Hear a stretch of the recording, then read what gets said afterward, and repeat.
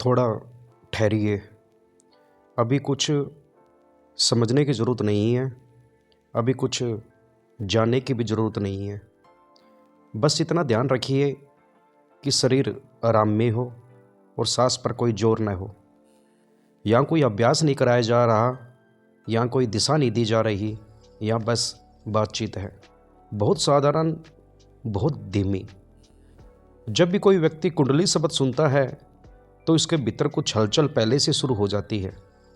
चाहे वह माने या ना माने, मन तुरंत प्रतिक्रिया करता है।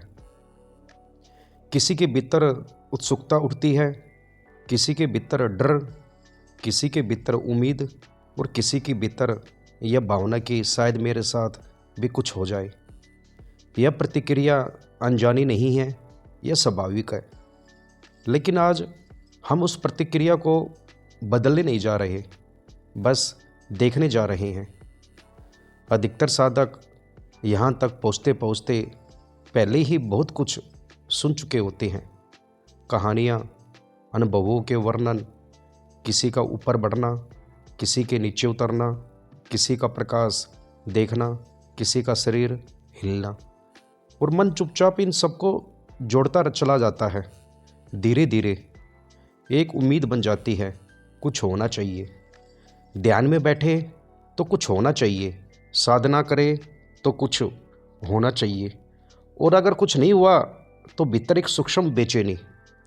यह बेचैनी बहुत ईमानदार है, लेकिन इसे कोई पहचानता नहीं। यह वीडियो उस बेचैनी को हटाने के लिए नहीं है और न ही उसे बढ़ाने के लिए। यह वीडियो न कुंडली के पक्ष में है न उसके विरोध में है, क्योंकि समझ का रास्ता पक्ष और विरोध दोनों से पहले आता है। बहुत ज़रूरी बात यह साफ साफ समझ लीजिए, यहाँ आपको यह नहीं बताया जाएगा कि कुंडली सही है या गलत। यह भी नहीं बताया जाएगा कि वह जागती है या नहीं जागती, और यह भी नहीं बताया जाएगा कि आपके साथ कुछ होगा या नहीं होगा, क्योंकि ये सब प्रश्न समझ से बाहर के नहीं, लेकिन समझ से पहले के हैं। अभी सबसे ज़रूरी चीज़ आपकी मानसिकता, सुरक्षा है। यह स्पष्ट होना ज़रूरी है कि यहाँ कुछ भी ऐसा नहीं कहा जाएगा जिससे डर पैदा हो। यह भी स्पष्ट है कि यहाँ कोई लालच नहीं दिया जाएगा, कोई यह नहीं कहेगा कि अगर ऐसा किया तो यह होगा, क्योंकि डर और लालच दोनों समझ को ढक देते हैं। थोड़ा ध्यान दीजिए, जब कोई साधक बैठता है तो वह केवल शरीर से नहीं बैठता, वह अपनी सारी सुनी हुई बातें अपने साथ लेकर बैठता है। वह दूसरों के अनुभव अपने भीतर रखकर बैठता है और बिना जाने अपने ध्यान को एक दिशा दे देता है। यहीं से साधना का बोझ शुरू होता है। इसलिए यह शुरुआत किसी ऊंचाई से नहीं हो रही, यह शुरुआत किसी लक्ष्य से नहीं हो रही, यह शुरुआत सिर्फ ठहराव से हो रही है। अगर अभी आपके भीतर यह विचार उठे कि तो फिर यह वीडियो किसके लिए है, किस लिए है, तो उस प्रश्न को भी अभी हल करने की ज़रूरत नहीं। कभी कभी प्रश्न को थोड़ी देर बिना उत्तर के रहने देना सबसे सुरक्षित होता है। इस पूरे समय में आपसे बस एक ही अनुरोध है, जो भी सुन रहे हैं उसे तुरंत सही या गलत मत ठहराइए, तुरंत जोड़िए मत, तुरंत निष्कर्ष मत निकालिए, क्योंकि निष्कर्ष जल्दी आता है तो समझ रुक जाती है।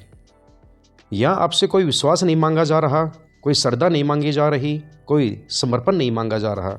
यहाँ सिर्फ एक चीज़ मांगी जा रही है, ईमानदारी से सुनना।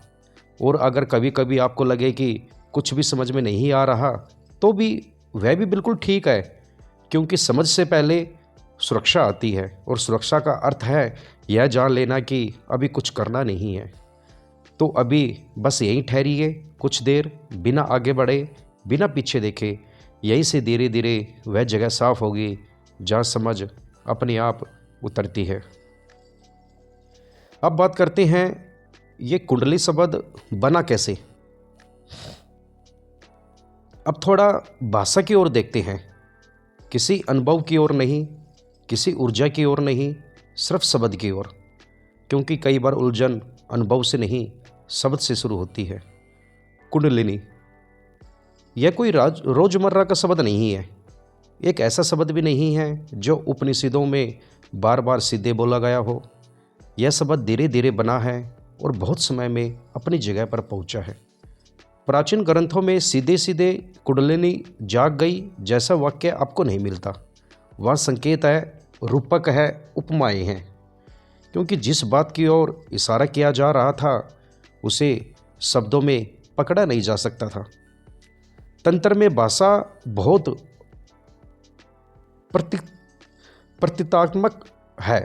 वहाँ सीधा कहना हमेशा उद्देश्य नहीं होता। वहाँ चित्र बनाया जाता है, संकेत दिया जाता है और साधक से उपेक्षा होती है कि वह उसे भीतर समझे। सर्प का प्रतीक वहीं से आता है। सर्प जो कुंडली मारे बैठा है, यह शरीर के भीतर किसी वास्तविक सर्प की बात नहीं है। यह एक प्रतीक है, जैसे नदी में पड़ी चेतना, जैसे अप्रकट संभावना, जैसे शक्ति जो अभी गतिशील नहीं है। योग की भाषा में भी इसी तरह के प्रतीक मिलते हैं। प्राण को वायु कहा गया, मन को चंचल कहा गया, बुद्धि को प्रकाश कहा गया। क्या वास्तव में प्राण हवा है? क्या मन कोई पक्षी है? क्या बुद्धि कोई दिया है? नहीं, लेकिन समझाने के लिए रूपक चुना गया। उपनिषदों में आप देखेंगे आत्मा को प्रकाश कहा गया। क्या आत्मा वह रोशनी है जो आंखों से दिखती है? नहीं, लेकिन बोध को बताने के लिए प्रकाश से बेहतर कोई शब्द नहीं था। यही एक बहुत सूक्ष्म बात है जिसे समझना जरूरी है। प्राचीन काल में रूपक ही समझा जाता था, लेकिन समय के साथ रूपक धीरे धीरे वस्तु बनने लगा। जब शास्त्र पढ़ने वाले कम हुए और अनुभव सुनाने वाले ज़्यादा, तब शब्द ने अपना स्थान बदल लिया। जो संकेत था वह घटना बन गया, जो उपमा थी वह प्रक्रिया बन गई, जो समझ के लिए था वह लक्ष्य बन गया। और यहीं से एक सीढ़ी बन गई। पहले शब्द, फिर प्रतीक, फिर कल्पना, और फिर वह कल्पना अनुभव की तरह महसूस होने लगी। ध्यान दीजिए, जब किसी व्यक्ति को बार बार कहा जाए कि शक्ति नीचे कुंडली मारे बैठी है, तो उसका मन अपने आप नीचे देखने लगता है। जब कहा जाए कि ऊपर उठेगी, तो ध्यान ऊपर खींचने लगता है। शरीर में कुछ हलचल होती है, सांस बदलती है, तंत्रिका तंत्र प्रतिक्रिया करता है और अनुभव वास्तविक लगने लगता है। यह कोई धोखा नहीं, यह कोई झूठ भी नहीं, यह मन की स्वाभाविक प्रक्रिया है। लेकिन समस्या यह नहीं है। समस्या यहाँ शुरू होती है जब यह मान लिया जाता है कि जो प्रतीक था वह सचमुच की चीज़ है और जो अनुभव बना वह है अंतिम सत्य। तंत्र के आचार्य यह जानते थे कि हर प्रतीक सीधे समझ में नहीं आता, इसलिए वे बार बार कहते हैं इति, अर्थात बस इतना ही समझो, अटक मत जाओ। लेकिन जब वही बातें कहानियों में बदली, विवरणों में बदली और फिर आधुनिक भाषा में आई, तो रूपक धीरे धीरे घटना बन गया। आज अधिकतर साधक शब्द से शुरू करता है। वह पहले कुंडली सुनता है, फिर उसे महसूस करना चाहता है। प्राचीन साधक अनुभव से शुरू करता था और शब्द बाद में आता था। यह फर्क बहुत बड़ा है। जब शब्द पहले आ जाता है तो अनुभव उसके अनुसार ढलने लगता है और यही उलझन शुरू होती है। इसलिए यह समझना जरूरी है कि कुंडलिनी सबसे पहले एक भाषा थी, एक संकेत, एक समझाने का तरीका, न कि कोई वस्तु जिसे पकड़ लिया जाए। अगर यह बात धीरे धीरे भीतर बैठ जाए तो बहुत सी बेचैनियाँ अपने आप ढीली पड़ने लगती है। अभी यहाँ भी कोई निष्कर्ष नहीं। यह भी नहीं कहा जा रहा कि सब कल्पना है और यह भी नहीं कहा जा रहा कुछ नहीं होता।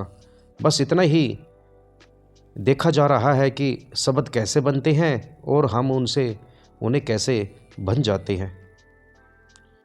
अब कहीं यहीं थोड़ी देर ठहरिए, शब्दों को हल्का होने दीजिए, क्योंकि आगे की समझ शब्द से नहीं, शब्द के बाहर उतरेगी।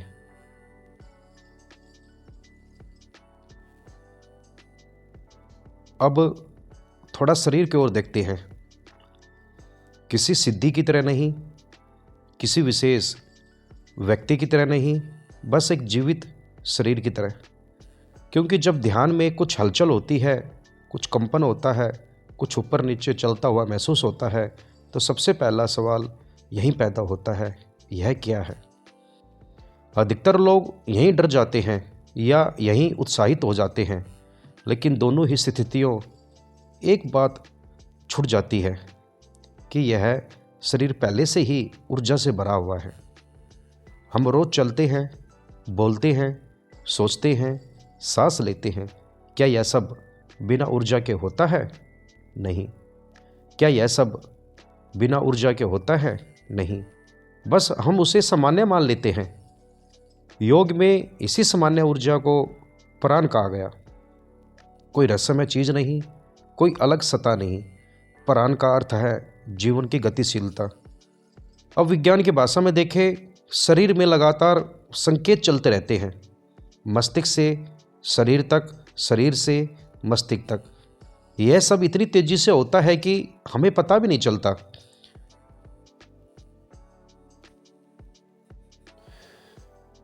सामान्य जीवन में हम बाहर की ओर व्यस्त रहते हैं। ध्यान बाहर, इंद्रियां बाहर, मन बाहर। इसलिए शरीर के भीतर जो चल रहा है वह पृष्ठभूमि में चला जाता है। लेकिन जब ध्यान में मन थोड़ा शांत होता है तो ध्यान बाहर से भीतर की ओर मुड़ता है, और जो चीज़ें पहले से भी चल रही थी वे अब दिखने लगती है। यहाँ एक बहुत ज़रूरी बात है, ध्यान कुछ नया पैदा नहीं करता, ध्यान सिर्फ संवेदनशीलता बढ़ाता है। जैसे दिन में आपके कमरे में हवा चलती रहती है, लेकिन जब सब शांत हो जाता है तो पंखे की आवाज़ अलग से सुनाई देने लगती है। क्या पंखा अभी चालू हुआ है? नहीं, आप बस अब सुन पा रहे हैं। ध्यान में भी यही होता है। सांस की हलचल, दिल की धड़कन, मांसपेशियों का सूक्ष्म तनाव, रीढ़ के आसपास की संवेदना, सब पहले से हैं, लेकिन अब मन उन्हें महसूस करने लगता है। योग की भाषा में इसी अनुभव को नाड़ियों का जागना कहा गया। इसका अर्थ यह नहीं है कि कोई नई नाड़ी बन गई, इसका अर्थ यह है कि संवेदनशीलता उस मार्ग तक पहुंच गई जहां पहले ध्यान नहीं था। विज्ञान इसे तंत्रिका तंत्र की जागरूकता कहता है, योग इसे प्राण का प्रवाह कहता है। दोनों अलग नहीं हैं, सिर्फ भाषा अलग है। अब जब संवेदनशीलता बढ़ती है तो कभी कभी गर्मी लगती है, कभी ठंडक, कभी कंपन, कभी भारीपन, कभी हल्कापन। यह सब शरीर की प्रतिक्रिया है। यहाँ कोई बीमारी नहीं है, यहाँ कोई नुकसान नहीं है। जब तक आप डर नहीं जोड़ते तब तक कुछ गलत नहीं होता। लेकिन समस्या यहाँ शुरू होती है जब इन संवेदनाओं को कोई अर्थ दे दिया जाता है, या ऊपर जा रही है, या नीचे अटक गई है, या कुछ खास हो रहा है। असल में शरीर बस प्रतिक्रिया कर रहा है, जैसे लंबे समय बाद कोई अंग ध्यान में आता है। अगर आपने कभी लंबे समय तक पैर मोड़कर बैठने के बाद उसे सीधा किया हो तो झंझनाहट होती है। क्या यह कुंडलिनी है? नहीं, वह संवेदनशीलता की वापसी है। ध्यान में भी यही वापसी होती है, लेकिन चूंकि ध्यान आंतरिक है और शब्द पहले से मौजूद है तो मन कहानी बना लेता है। याद रखिए, ऊर्जा कोई अलग सत्ता नहीं है, ऊर्जा जीवन की भाषा है। जब मन धीमा होता है तो शरीर अपनी बात साफ साफ कहने लगता है, और हम पहली बार उसे सुनते हैं। यह न चमत्कार है, न सिद्धि, यह सिर्फ संवेदनशील होना है। अगर इसे ऐसे ही देखा जाए तो डर नहीं बनता, उत्सुकता नहीं बनती, लालसा नहीं बनती, और यहीं से एक बहुत बड़ी गलती रुक जाती है कि हर अनुभव को ऊपर चढ़ाने की जरूरत नहीं होती। अभी यहाँ भी कोई निष्कर्ष नहीं, बस शरीर को जैसा है वैसा देखा जा रहा है। अब थोड़ी देर यहीं ठहरिए, शरीर को कुछ बनने न दीजिए, सिर्फ महसूस कीजिए।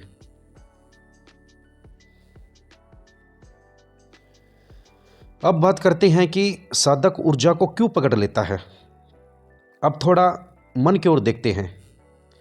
शरीर में जो हो रहा था वह तो सामान्य था, लेकिन उसके बाद मन क्या करता है, यहीं से उलझन शुरू होती है। मन सिर्फ देखने वाला नहीं है, मन हमेशा अर्थ खोजता है। जब ध्यान में कोई संवेदना होती है, कोई हलचल होती है, कोई कंपन, कोई प्रकाश, कोई प्रवाह, तो मन चुप नहीं रहता। वह पूछता है, यह क्या है, मेरे साथ ही क्यों, क्या यह कुछ खास है। यह सवाल बुरा नहीं, यह मानवीय है। लेकिन यहाँ एक सूक्ष्म चाह जुड़ जाती है, और वही चाह धीरे धीरे पकड़ बन जाती है। साधक साधना क्यों करता है? अक्सर इसलिए नहीं कि वह खुद को जानना चाहता है, बल्कि इसलिए कि वह कुछ बनना चाहता है। शांत बनना, ऊंचा बनना, आगे बढ़ना, विशेष बनना। यह चाह स्पष्ट रूप से नहीं होती, यह बहुत भीतर छुपी होती है। जब कोई अनुभव होता है तो यह छुपी हुई चाह जाग जाती है। मन कहता है, शायद मैं आगे बढ़ रहा हूँ, शायद कुछ खुल रहा है, शायद मैं अलग हूँ। यहीं से ऊर्जा एक साधारण अनुभव नहीं रहती, वह पहचान बन जाती है। अब साधक ऊर्जा को देख नहीं रहा, वह ऊर्जा से खुद को परिभाषित करने लगता है। मेरे अंदर यह चल रहा है, मेरे साथ ऐसा होता है, दूसरों को नहीं होता। यहाँ तुलना जन्म लेती है। भले ही साधक किसी से कहे नहीं, भले ही वह बहुत साधु जैसा लगे, लेकिन अंदर ही अंदर तुलना चलती रहती है। मेरे ध्यान में इतनी हलचल होती है, उनके ध्यान में शायद नहीं होती। यह तुलना बाहर से नहीं आती, यह भीतर की असुरक्षा से आती है। मन खुद को सुरक्षित महसूस करना चाहता है और अनुभव उसे सुरक्षा देता है। अब एक और बहुत सूक्ष्म चीज़ होती है, अनुभव प्रमाण बन जाता है। साधक कहता नहीं, लेकिन महसूस करता है, अगर यह हो रहा है तो मैं सही रास्ते पर हूँ। यहीं से ध्यान खुलापन नहीं रहता, वह परीक्षा बन जाता है। हर बैठने में मन जांच करता है, आज कुछ हुआ, आज ऊर्जा चली, आज वैसा अनुभव आया या नहीं। और जिस दिन कुछ नहीं होता तो मन बेचैन हो जाता है, आज ध्यान अच्छा नहीं था, आज कुछ नहीं हुआ। यहाँ ध्यान नहीं रहता, वह उपलब्धि बन जाता है। और जहाँ उपलब्धि है वहाँ डर भी है। डर कि यह अनुभव चला ना जाए, डर कि यह कम ना हो जाए, डर कि मैं पीछे न चला जाऊँ। अब साधक ऊर्जा को ढीला छोड़ नहीं पाता, वह उसे पकड़ने लगता है। पकड़ मतलब जोर लगाना नहीं, पकड़ मतलब मानसिक जुड़ाव। यह होना चाहिए, यह बना रहना चाहिए, यह बढ़ना चाहिए। और यहीं से साधना हल्की नहीं रहती, यह भारी हो जाती है। यह समझना बहुत ज़रूरी है, ऊर्जा पकड़ी नहीं जा सकती, लेकिन मन उसे कहानी में बदल सकता है। और कहानी जितनी सुंदर होती है उतनी ही फंसाने वाली होती है। यहाँ कोई गलत साधक नहीं है, यहाँ कोई दोष नहीं है, यह मन की स्वाभाविक प्रवृत्ति है। मन खालीपन से डरता है और अनुभव उसे बढ़ाव देता है। इसलिए साधक अनजाने में अनुभव को सारा बना लेता है, और जब सारा बन गया तो मुक्ति पीछे छूट जाती है। यहाँ कोई निष्कर्ष नहीं, बस इतना देखना कि फंसना ऊर्जा में नहीं होता, फंसना उस अर्थ में होता है जो मन ऊर्जा को दे देता है। थोड़ी देर यहीं ठहरिए, अपने अनुभव को गलत मत मानिए, बस उन्हें पकड़ने से बचिए।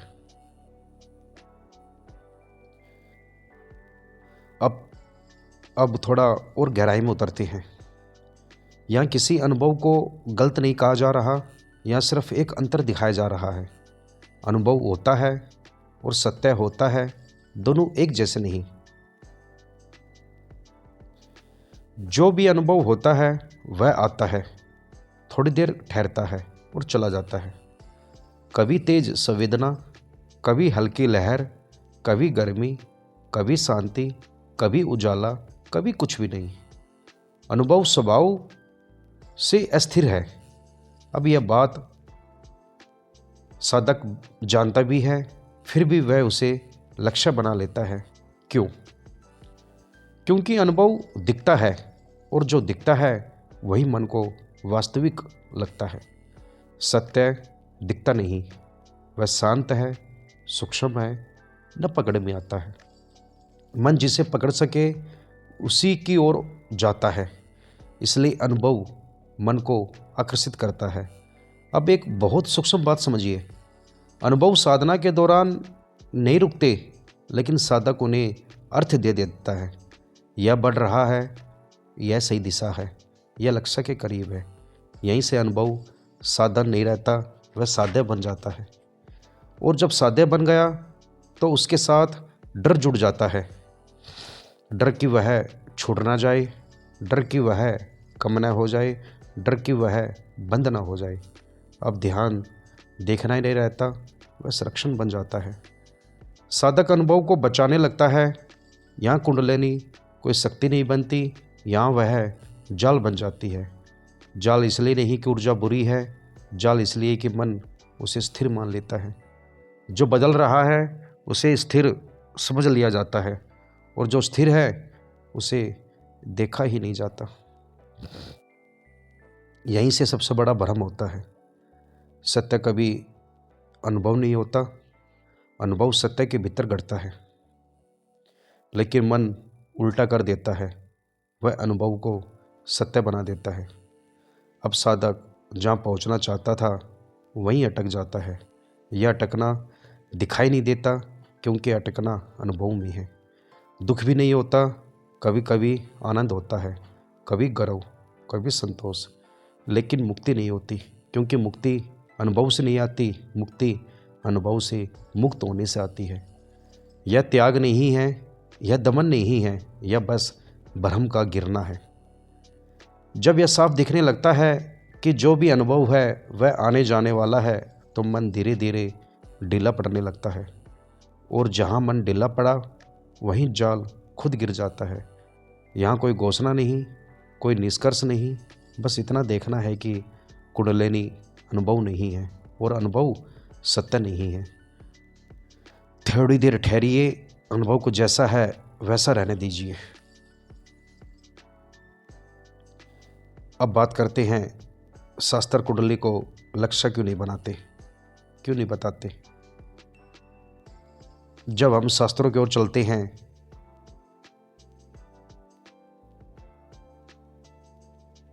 तो उद्गरण खोजने नहीं, समझ को खोलने के लिए।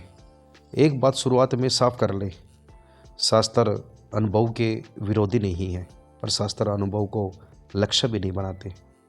यह फर्क बहुत सूक्ष्म है और यहीं अधिकांश साधक चूक जाते हैं। उपनिषद बार बार एक शब्द की ओर इशारा करते हैं, दृष्टा। वह जो देख रहा है। उपनिषद यह नहीं कहते क्या देखा जा रहा है, वे यह पूछते हैं कौन देख रहा है। प्रकाश दिख सकता है, शांति दिख सकती है, ऊर्जा दिख सकती है, लेकिन उपनिषद हर बार वहीं लौटते हैं, जो देख रहा है वह क्या है। क्योंकि जो देखा जा रहा है वह दृश्य है, और दृश्य बदलता है। उपनिषद कहीं भी यह नहीं कहते ऊर्जा को पकड़ो, प्रकाश को थामो, अनुभव को स्थिर करो। वे कहते हैं जो बदल रहा है वह तुम नहीं हो।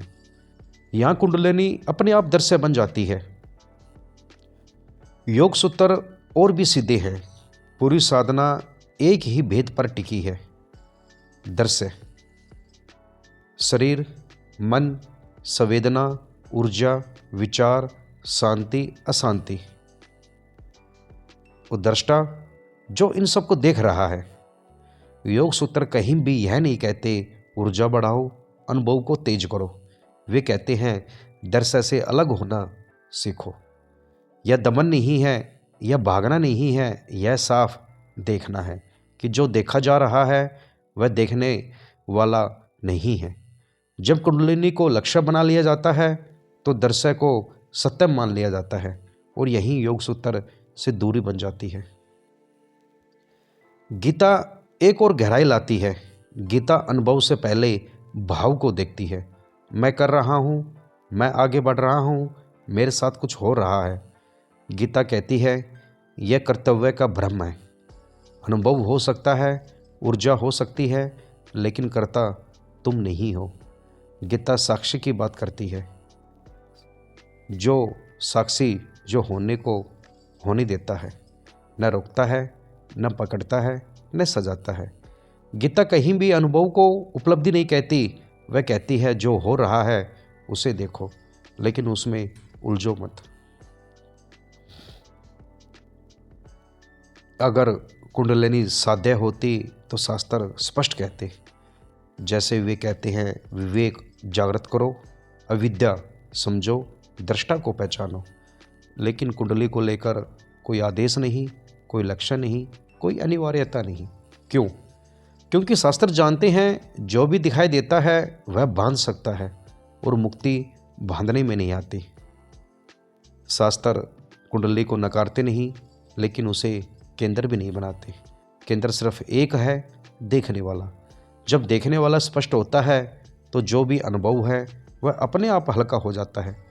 यह त्याग नहीं, यह उपेक्षा नहीं, यह सिर्फ सही जगह खड़े होने का बोध है। यहाँ थोड़ी देर रुक सकते हैं, कुछ कहने की जरूरत नहीं।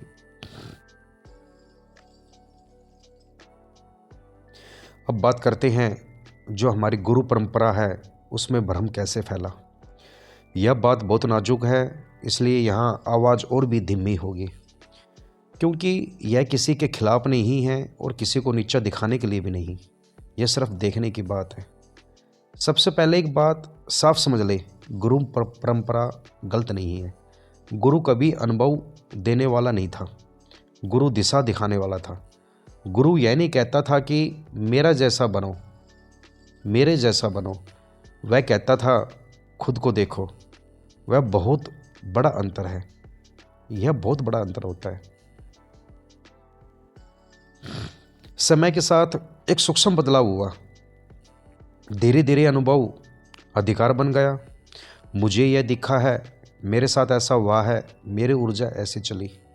ये वाक्य सुनने में बहुत प्रभावशाली लगते हैं, क्योंकि सुनने वाला अभी उसी रास्ते पर खड़ा है, और मन तुरंत सोचता है अगर उन्हें हुआ है तो ये जानते होंगे। यही अनुभव ज्ञान का प्रमाण बन जाता है, जबकि शास्त्र ऐसा नहीं कहते।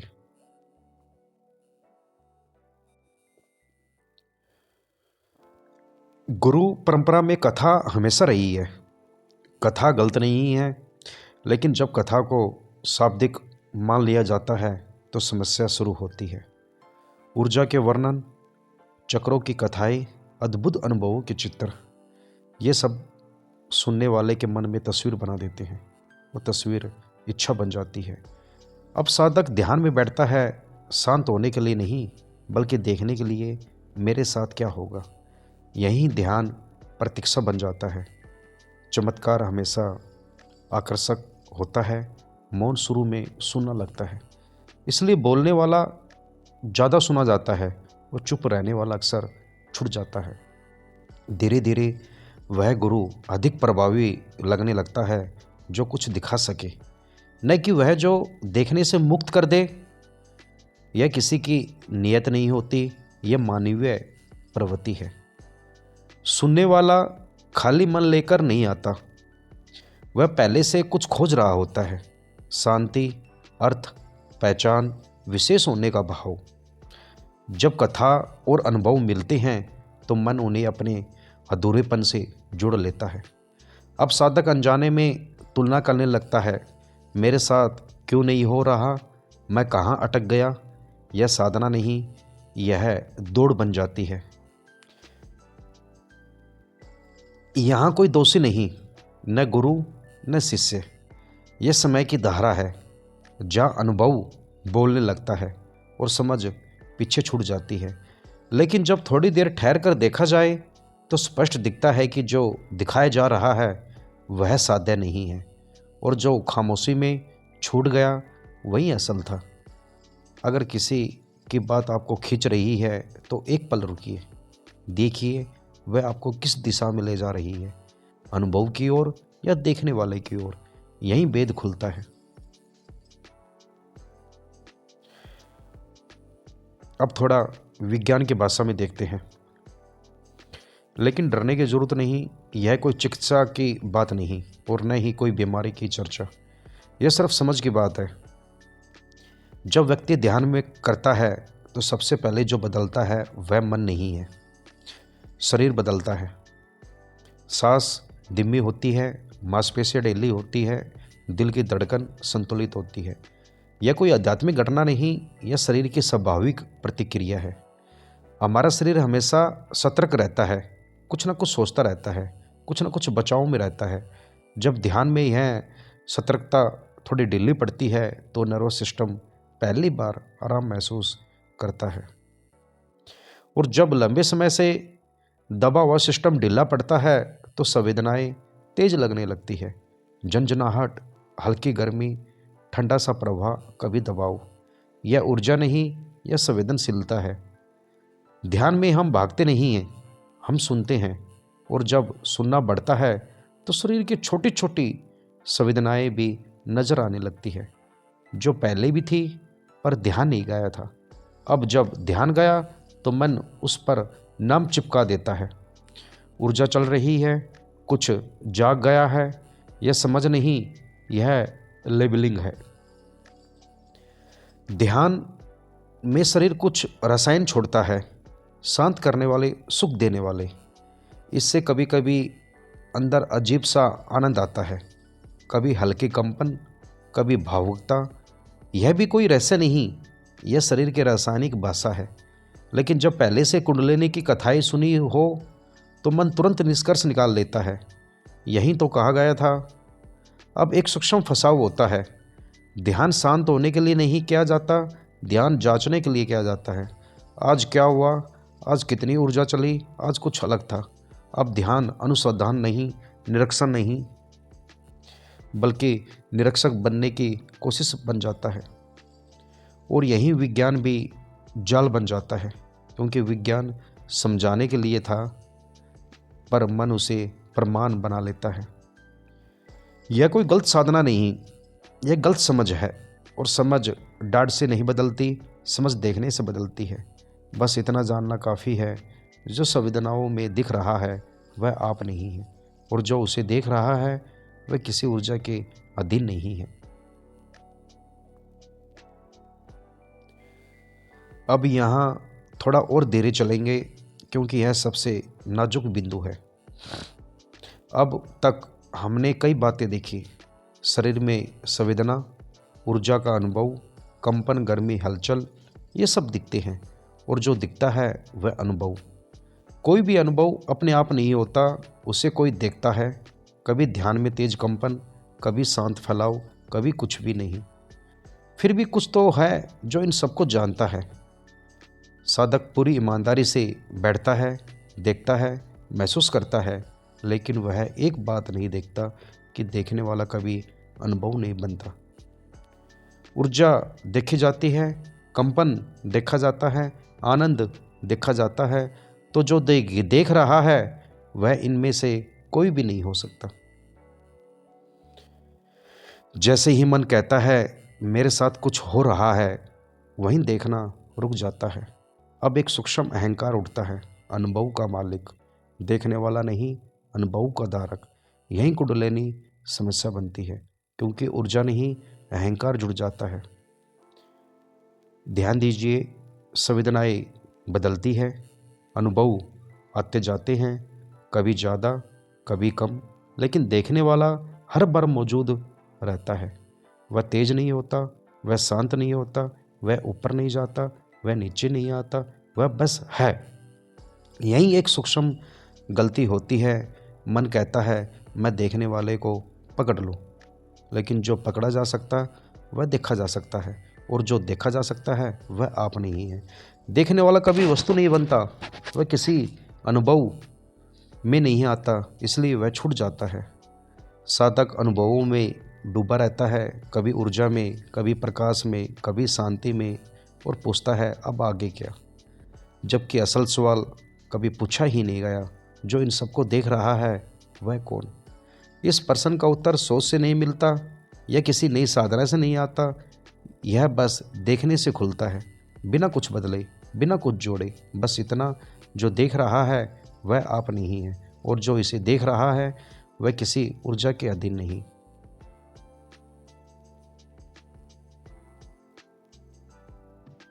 अब यहाँ कुछ नया नहीं किया जाएगा, क्योंकि जो किया जा सकता था वहीं फंसाव बन गया। अब सिर्फ ढीलापन है। कुंडलिनी से बाहर निकलना मतलब ऊपर जाना नहीं, नीचे उतरना नहीं, किसी नई अवस्था में पहुंचना नहीं। बाहर निकलना मतलब जिसमें आप फंसे हुए थे उसे उससे पकड़ हटाना। ध्यान दीजिए, पकड़ अनुभव से नहीं बनी थी, पकड़ उस विचार से बनी, यह मेरे लिए महत्वपूर्ण है, यह कुछ खास है, यह मुझे अलग बनाता है। अनुभव तो बस आ रहा था, पकड़ आपने बनाई। यहाँ कोई त्याग नहीं, कोई विरक्ति नहीं, कोई संयम नहीं, बस इतना स्पष्ट होना, जो आ रहा है वह आ रहा है, जो जा रहा है वह जा रहा है, और आप कहीं नहीं जा रहे। ऊर्जा आए ठीक, कंपन ठीक, कुछ भी ना हो वह भी ठीक। अब मन बीच में नहीं कूदता, इसे रोको, इसे बढ़ाओ, यह सही है, ये सवाल धीरे धीरे गिर जाते हैं, क्योंकि उनका आधार ही ढीला पड़ गया। जब आप अनुभव को साधारण देखने लगते हैं तो विशेष होने की ज़रूरत नहीं रहती, क्योंकि विशेष बनने की चाह हमेशा तुलना से आती है, और तुलना तभी होती है जब मैं केंद्र में होता है या मैं पीछे हटता है, अनुभव आगे आता है और फिर वह भी चला जाता है। यह मार्ग इसलिए उलझन बना रहता है क्योंकि यह कुछ देता नहीं, कुछ प्रमाण नहीं, कोई घोषणा नहीं, कोई मैं वहाँ पहुँच गया नहीं, बस एक हल्कापन, एक अस्पष्टता ठहराव। ध्यान दीजिए, आप ऊर्जा से लड़ नहीं रहे, आप उसे नकार नहीं रहे, आप बस उसमें निवेश कर रहे हैं। और जहाँ निवेश नहीं वहाँ बंधन नहीं। कुंडलिनी यहीं अपने आप विषय से हट जाती है। यह कोई सीधा रास्ता नहीं, यह कोई नक्शा नहीं, यह बस फिसलन है जिसमें पकड़ काम नहीं आती, और जैसे जैसे पकड़ ढीली पड़ती है वैसे वैसे जो असली है वह बिना बुलाए सामने आता है। अब कुछ कहना ज़रूरी नहीं, क्योंकि जो समझा जाना था वह शब्दों से समझा नहीं गया था। यहाँ बस एक ठहराव है। अगर अभी भी कहीं भीतर यह भाव उठता है, मैं अटका हूँ, मैं फंस गया हूँ, मेरे साथ कुछ गलत हो गया, तो इसे हटाने की ज़रूरत नहीं, इसे ठीक करने की ज़रूरत नहीं। बस इतना देखना कि यह भाव देखा जा रहा है, और जो देखा जा रहा है, जो देखा जा रहा है वह कभी देखने वाला नहीं होता। फंसाव दिखता है, उलझन दिखती है, डर दिखता है, यहाँ तक कि शांति भी दिखती है, और जो दिखता है वह आता है और जाता है। जिसे यह सब दिख रहा है वह कहीं आया ही नहीं, वह कहीं गया ही नहीं, वह किसी प्रक्रिया में शामिल ही नहीं हुआ, इसलिए उसके बाद उसके लिए फंसने का प्रश्न उठता ही नहीं। अब अगर मन कोई उत्तर ढूंढे तो उसे ढूंढने दो, और अगर मन थक जाए तो उसे थकने दो। यहाँ किसी स्थिति को पकड़ना ज़रूरी नहीं, या को छोड़ना भी ज़रूरी नहीं। अब शब्द काम नहीं आते, इसलिए वे धीरे धीरे खुद हटते हैं। बीच बीच में लंबा मौन रखिए, कोई भराव नहीं, कोई सार नहीं। जो अभी यहाँ है उसे नाम देने की ज़रूरत नहीं, उसे समझने की ज़रूरत नहीं। वह कभी अंधकार नहीं था, वह कभी प्रकाश नहीं था, वह बस है, और कुछ कहने की ज़रूरत नहीं।